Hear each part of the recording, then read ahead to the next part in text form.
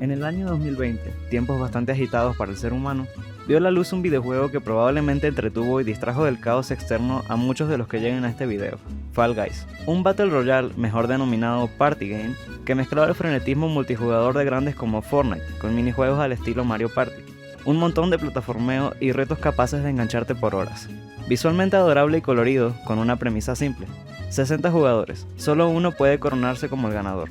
Esta simple pero adictiva jugabilidad, más unos requisitos accesibles para la mayoría y un sistema de monetización free to play, provocaron que este juego tuviera un boom en popularidad considerablemente rápido. Y si algo se ha notado con el pasar de los años en esta industria, es que todo lo que funciona económicamente a esas magnitudes no tardará en ser replicado.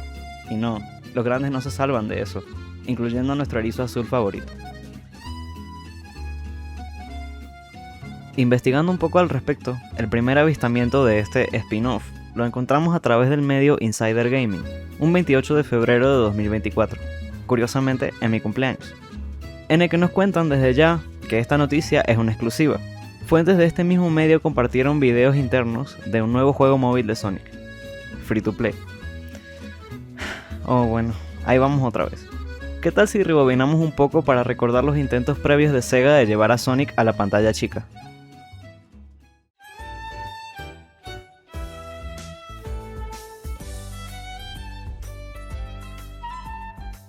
Si bien tuvimos otros juegos como Sonic Jump, Sonic Dash o más adelante los ports de Sonic 1, 2 y CD de la mano de Christian Whitehead, creo que uno de los juegos móviles más queridos y extrañados por la comunidad fue Sonic Runners.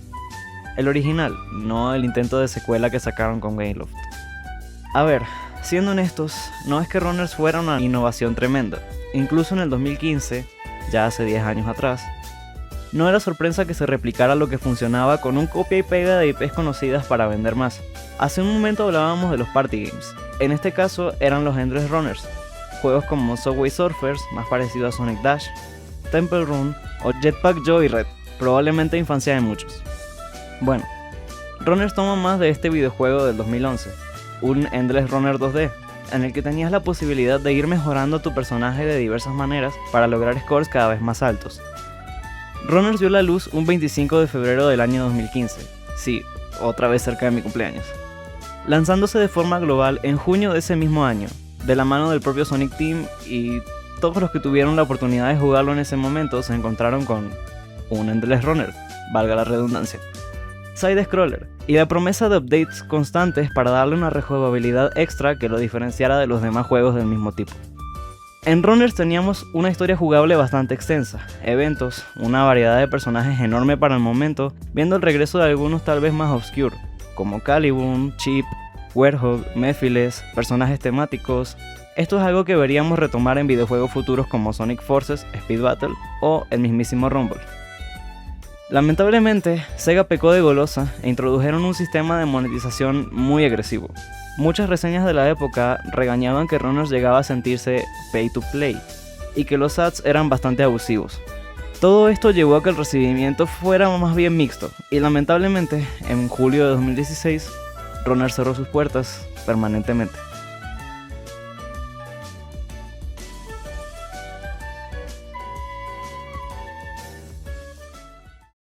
Podríamos hablar de la secuela y cómo falló en el intento de revivir un juego que se ganó el cariño de los fans, pero mejor dejamos eso para otro video.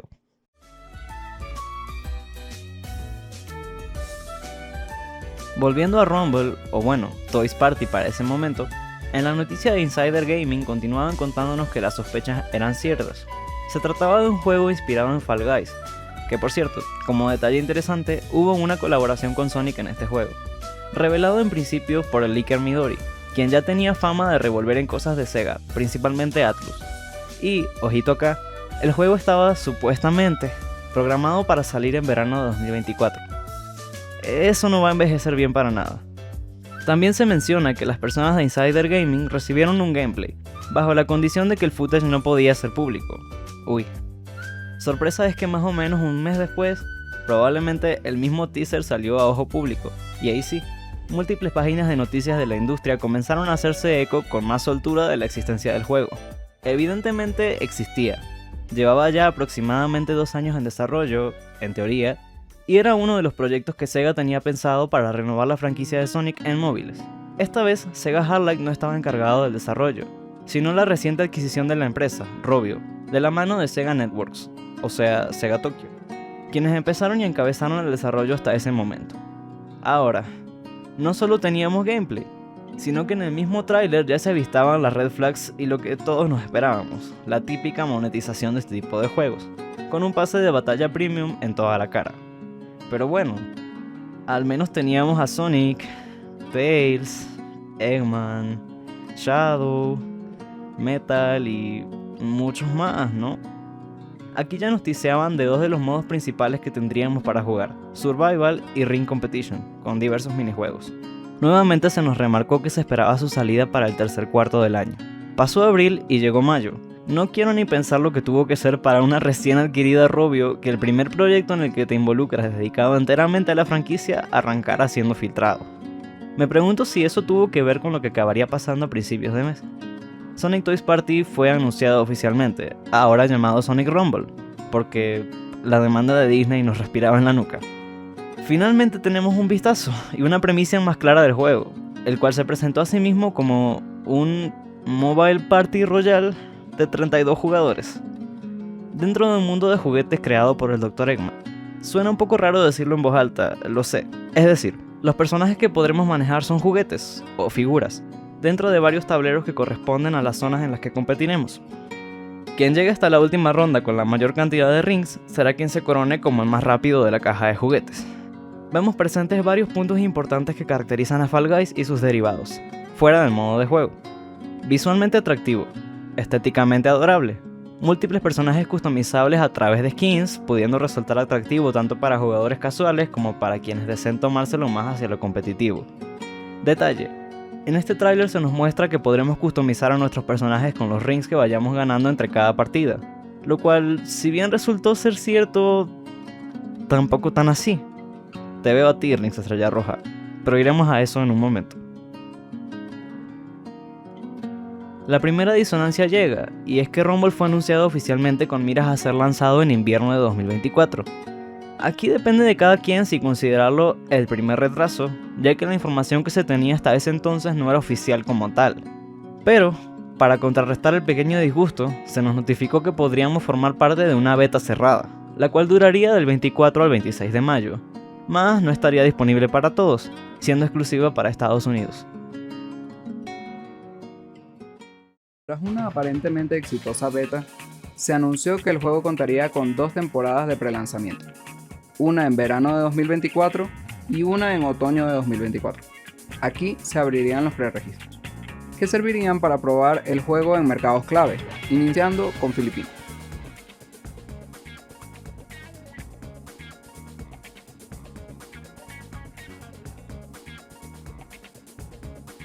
En diciembre de 2024, el vicepresidente de estrategia de Rovio, Timo Räikkönen, comentó para el medio Mobile Gamer: Sonic es realmente popular en PC y consolas, y existe en los móviles, pero desde una perspectiva monetaria, es inexistente.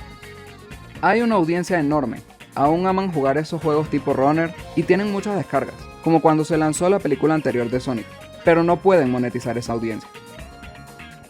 Mientras tanto, Sonic Runners, que murió porque la monetización de Sega fue demasiado agresiva, viendo desde las sombras así.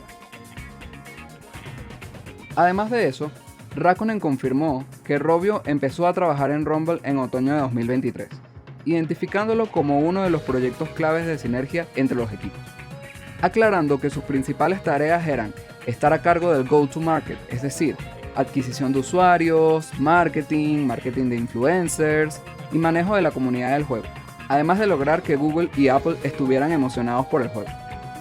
¿Cómo está yendo eso, señor Räikkönen? Esto, apoyado de la idea de que la popularidad de nuestro erizo favorito es más occidental, pero que como el equipo de desarrollo es japonés, desarrollar para occidentales, americanos, según la entrevista, es algo nuevo para ellos, y por eso los estamos ayudando. Sonic the Hedgehog, creada por Sega Japón circa 1991. También hemos estado de cierta forma educando a Sega en que si quieres tener un juego muy duradero, entonces debes tener los KPIs definidos también. Dice, para luego tener un juego que está sufriendo tanto por la mala gestión que con cada retraso es más plausible que muera de forma prematura. No es la única vez que alguien de Rovio se ha pronunciado respecto al caso de Rumble. En marzo de 2025, el líder de crecimiento de Rovio, Veli Quiviajo, y espero no estar butchereando su nombre, comentó en una entrevista con Pocket Gamer que parte de la razón para el retraso de invierno de 2024 a primavera 2025 era que querían agregar el modo Quick Rumble antes del lanzamiento global, ya que una sesión promedio de Sonic Rumble dura de 7 a 10 minutos, y querían poder permitirle a usuarios más ocupados poder jugar con un modo de una sola ronda.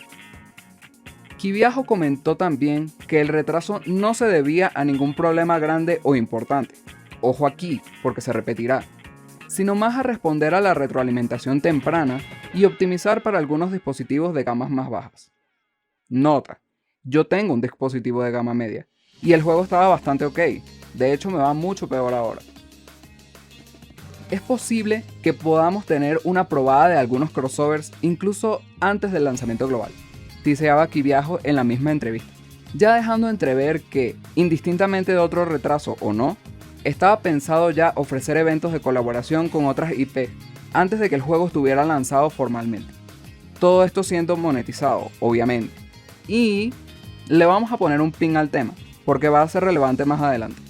Hacemos mucho énfasis en ello, pero de verdad, ojito a las fechas, porque ambas entrevistas fueron bastante cercanas a la fecha de salida que tenía en ese momento el juego de forma global.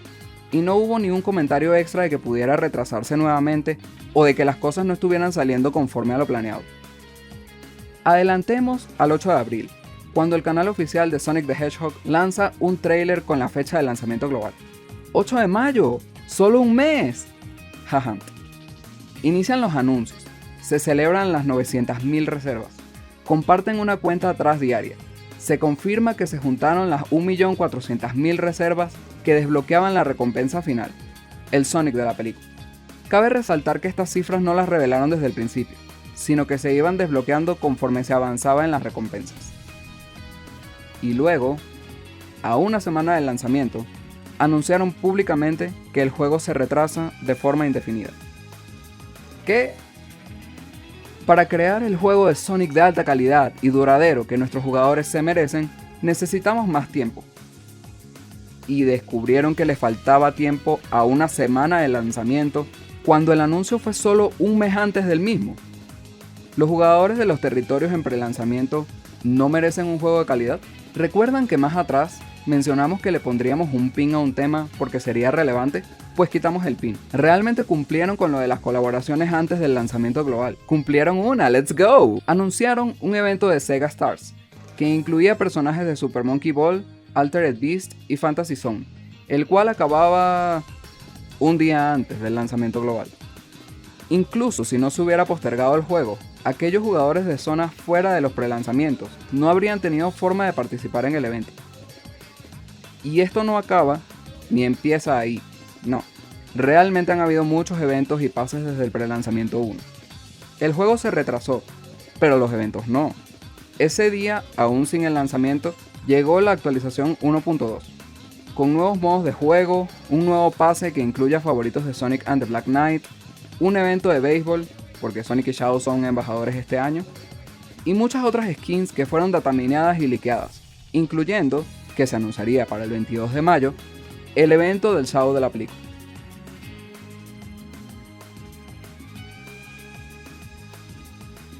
El 2 de mayo, 6 días antes de la ya retrasada fecha de lanzamiento, el equipo de Rumble lanzó al fuego a los community managers que poco tenían que ver dentro del caos, para tratar de aclarar algunas dudas de los miembros de Discord. Deseábamos hacer mención de ciertas respuestas que creemos son importantes conocer. Se habló sobre el motivo del retraso, diciendo que como tal el contenido ya está listo, pero que necesitaban tiempo. Otra vez el mismo verso, se lo advertimos. Para poder ajustarlo, balancearlo, acondicionarlo para que los jugadores no se confundan. Pero la gente del prelanzamiento, ya se han acostumbrado a otros cambios, que le hace un par más a la lista. Mencionaron que estas modificaciones que tenían pensadas cambiarían radicalmente el juego, especialmente el gameplay. Spoiler, no pasó. En verdad no cambió mucho. Esto es importante. Hablaron también de los eventos, ya que muchos tenían la duda de qué pasaría con ellos al momento del lanzamiento global. ¿Saldrían relanzados todos los eventos hasta ahora? ¿Los jugadores pre-lanzamiento tendrían ventajas simplemente porque a su país sí les pareció ponerlo en la lista? Ante esto, respondieron que estos eventos se lanzaron para que los jugadores pre-lanzamiento tuvieran algo interesante que hacer. Vaya, como si el juego base y sus modos cambiables no fueran lo suficientemente interesantes como para engancharte. Pero continúan diciendo que es su intención que el contenido se relance para los jugadores globales. Pero, y me encantaría no tener que poner un pero aquí, no podían garantizar que todos los desbloqueables estén disponibles, pero que harían lo que pudieran, en la medida de lo posible. Ahora, si el propio equipo de Rumble no está seguro de que puedan regresar, estamos mal, muy mal. También se mencionó, como detalle, que en ciertas tiendas como la Apple Store salía que la fecha estimada del juego sería el 31 de julio. Lo aclararon ellos y lo aclaramos nosotros también. Esa no es la fecha de lanzamiento, solo es un placeholder. Este tipo de tiendas te exigen que pongas algo, por más que la fecha en sí no sea correcta ni la tengas en consideración. Repito, el 31 de julio no es la fecha de lanzamiento. De verdad, este juego tiene problemas de comunicación serios. Pero bueno, hubo un Q&A para que después no digan.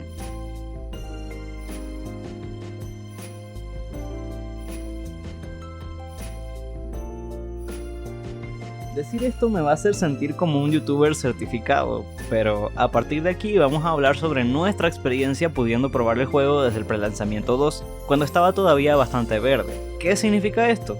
Que tanto personas que también han tenido la oportunidad, como otros que lo harán más adelante, el día en el que decidan hacer el lanzamiento global, probablemente puedan tener una opinión distinta. Al final de cuentas es eso, opiniones y experiencias variables, así que seamos amables y respetemos a cada uno por mucho que discrepen. Así podemos ir formando una comunidad sana. Dicho esto, proseguimos. Como mencionaba, ambos tuvimos la posibilidad de jugar bastante temprano, y desde entonces hemos sido constantes con Rumble. En este lapso de tiempo, el juego ha tenido unos cuantos cambios, lo cual, bueno, es de esperarse de una beta, pero algo de lo que siempre concordamos es que desde el momento 1 se encontró jugable, con bugs menores en nuestro caso, que cabe mencionar, ambos contamos con teléfonos de gama media, ninguna locura. Personalmente, siento que el gameplay específicamente fue a peor con el pasar de las actualizaciones. Hablamos de un juego tipo Party, Royale o como deseen llamarle. Es normal que haya cierta competitividad entre los jugadores, pero no me encanta que ahora básicamente cualquier ítem es para golpear a otro jugador, lo cual se presta para muchos trolls. En un principio, estos ítems estaban disponibles exclusivamente para la sección final de la competencia, Duelo de Rings, lo cual me parece tenía mucho más sentido. Le da una adrenalina extra al encuentro final, ya que estos stages solían tener secciones en los que sí o sí debías estar cara a cara con los jugadores restantes. Sin embargo, estar en un stage tipo carrera o boss fights y que de repente en un salto justo te golpeen y te quiten muchos de tus rings multiplicado por los que pierdes al caerte, pues hay veces en las que no sienta nada bien. Y esas son cosas menores, pero que en cierta medida pueden perjudicar al juego, ya que habrán jugadores más o menos pacientes que terminan hartándose de este tipo de injusticia jugable. Otro de los cambios con los que no parecen decidirse son las mejoras. Tenemos mejoras de personaje, los cuales actualmente tienen un límite dependiendo de la rareza de la skin. Ya veo, poniéndole techo y desventaja a la gente que no quiere meterle dinero al juego, que por si nos olvidamos, es una beta. Los responsables de Rumble se escudan mucho de eso, pero la monetización ha estado disponible desde los prelanzamientos, incluyendo una modificación al respecto, porque la gente se quejaba de lo abusiva que podía llegar a ser. ¿No les recuerda algo? Mejoras a nuestros bodies o compañeros, mejoras a los gestos, los cuales actualmente se dividen entre gestos y skills. Antes, cada sección tenía su propio ítem de mejora, pero con la última actualización quisieron agruparlo para que ahora puedas mejorar tanto a los personajes como a tus bodies con unas llavecitas inglesas. Las skills se mejoran con skill stars, monetizables obviamente, y los gestos ya no se pueden subir de nivel. Todas estas secciones, entre más las mejores y entre más raras sean, mejores bonuses tendrás, lo que te dará una ventaja a la hora de jugar, y por ende de recibir recompensas por cada partida. Y si daba la casualidad de que tuvieras ya tus ítems mejorados, pues no me hicieron. Tras la actualización, todo se te reinició a cambio del valor en las nuevas llaves inglesas. A mejorar todo de nuevo, anda. Siguiendo dentro del tema de la monetización, no es sorpresa que el target sean los rings estrella roja, pero como mencionaba hace un momento, el tema con ellos siempre ha sido algo intenso. Ah, y por cierto, un poco racistada, pero los precios varían según el país del que estés ingresando. Y no me refiero a una diferencia de unos céntimos, $1 o así, no. Algo que en X lugar te puede costar $0,99, en otro sale $3 y así va. Con los rings puedes hacerte una buena cantidad de ítems, de skins incluso, te los dan por demás, pero parece que eso es para compensar el hecho de que no te dan más de 3 a 5 rings estrella roja por mucho que juegues. Es muy difícil acumularlos sin pasar por caja cuando las skins cuestan de 700 para arriba. ¿Y cuánto cuesta una cantidad decente de rings estrella roja? Bueno, como decía, depende de dónde entres. Pero actualmente, lo mínimo para conseguir una skin me sale en $45,99. Son 770 rings estrella roja, pero viene con 256 omnifragmentos, otro ítem que introdujeron en la penúltima actualización, el cual funciona por temporadas y te permite completar, solo si tienes la cantidad exacta, los fragmentos de skin que te faltan para, pues, conseguirla al fin. Gente, hay un paquete que cuesta $100. ¡100! Y apenas te daría para comprarte 2 skins, no más. Me parece una locura. A esto sumémosle, cada temporada tiene su propio pase. Pueden haber más de un pase activo al mismo tiempo. Por ejemplo, actualmente está el evento de Sonic 3 para conseguir al Shadow de la película, con su propio pase. Un evento de béisbol, con su propio pase. Y el pase de temporada temático de Black Knight. Cada uno de ellos tiene 2 tiers, la gratuita y la premium. Ahora, un shot cada vez que dije pase, pido perdón. En caso de que quieras lo mejor de lo mejor dentro de Rumble, tendrías que pagar el Rumble Plus con mejores recompensas y bonus de login, pagar cada pase premium, probablemente gastarte 100 bananzas o más para conseguir las skins que sacan por mes, que no suelen ser solo 2, así que lo siento mucho por tu billetera. Ah, y si eres de esos, ahora también puedes comprar boosters para inflar aún más la ventaja que tendrás sobre los demás. Pero no te preocupes, que con esa skin increíble que tienes, saldrás al inicio de cada partida con un legendario decorando tu usuario para alimentar el FOMO, y probablemente petarle el juego más de uno, incluyéndome. Esos pop-ups fueron una piedra para la optimización del juego. Honestamente, me hace sentir terrible ver cómo la cuenta oficial de Rumble sube eventos, personajes nuevos, zonas nuevas, mientras que la gente que ha depositado su confianza en ellos solo puede observar y ser la rata que aprieta el puño de la rabia. Entendible, de verdad. No hay una excusa lo suficientemente buena ante un producto que está jugable, que se creía listo una semana antes de lanzarlo, que lanzó un programa de creadores que sigue activo y permite que los creadores de contenido de Sonic puedan jugarlo en Steam. Es decir, la versión de PC también está completa, con más o menos pulido que hacer, pero completa. No es nada que impida lanzarlo e ir arreglando, mejorando cosas con parches y actualizaciones, como se ha hecho hasta este momento con quienes lo testeamos exclusivamente en móviles. Al final, no somos trajeados dentro de la industria, somos consumidores, y solo podemos hablar como tal o suponer. Pero creo que no es muy difícil llegar a la conclusión de que si estiras el chicle constantemente, va a llegar un punto en el que se va a romper. Con todo esto, no queremos dar la imagen de que odiamos el juego o así. Para nada, lo disfrutamos mucho. Y aunque los corporativos detrás de él tomen decisiones cuestionables, no quita el hecho de que tenga mucho potencial, de que han salido cosas increíbles, personajes que nos emocionan y no pensábamos ver, y buenos ratos de risas. Si estamos haciendo este video, fuera de informar de forma un poco más cronológica lo que ha sido la historia de este juego, también es para que, en el mejor de los casos, pueda crecer y mejorar, ya que hacen tanto hincapié en el feedback y lo importante que es para que, eventualmente, Rumble pueda salir a la luz. Y de verdad, ya, está bien. Hay un límite para el perfeccionismo, como para todo. Déjenlo salir. Nos encantaría poder seguir trayendo contenido de este juego, y con un poco de suerte y un cambio de tuerca, esperamos poder venir aquí con mejores noticias. Muchas gracias por llegar hasta aquí. Nos despedimos por ahora, pero nos volveremos a encontrar pronto aquí, en Final Rush. Por favor, acéptenos en el programa de creadores de contenido.